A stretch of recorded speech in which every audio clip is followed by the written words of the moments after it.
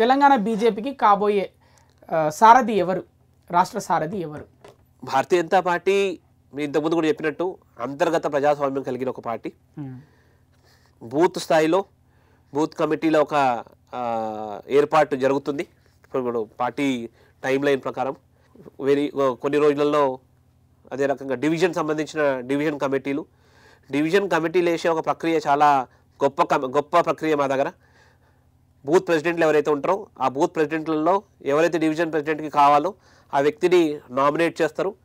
ఆ బూత్ ప్రెసిడెంట్లు అందరూ కలిసి డివిజన్ ప్రెసిడెంట్ని ఎన్నుకొని తర్వాత దాన్ని ఎన్నుకున్న వ్యక్తిని నగర పార్టీకి పంపించడం నగర పార్టీ డిక్లేర్ చేసే ఒక పద్ధతి.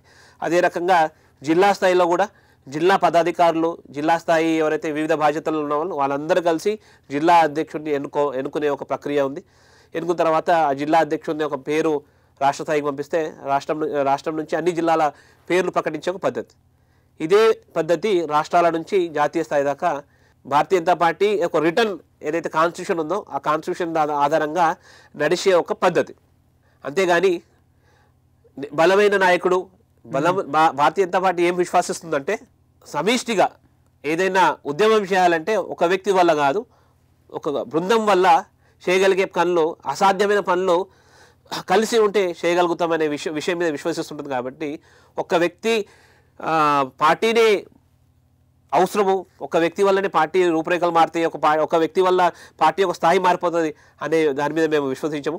మేమందరం కూడా ఒకటే మాకు విశ్వాసం.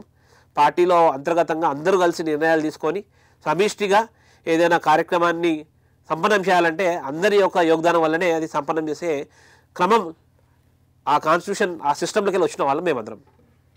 కాబట్టి ఆ సిస్టమ్నే ఫాలో అవుతారు. కాబట్టి భారతీయ జనతా పార్టీలో దాన్ని డీవియేట్ చేసి షార్ట్కట్లో వచ్చి అయ్యే అవకాశం కూడా లేదు. థ్యాంక్ యూ సో మచ్ కాంతి కిరణ్ గారు మా పూరా లోకల్ స్టూడియోకి వచ్చి చాలా సవివరంగా చాలా విషయాలు మాకు చెప్పినందుకు ధన్యవాదాలు. నమస్కారం.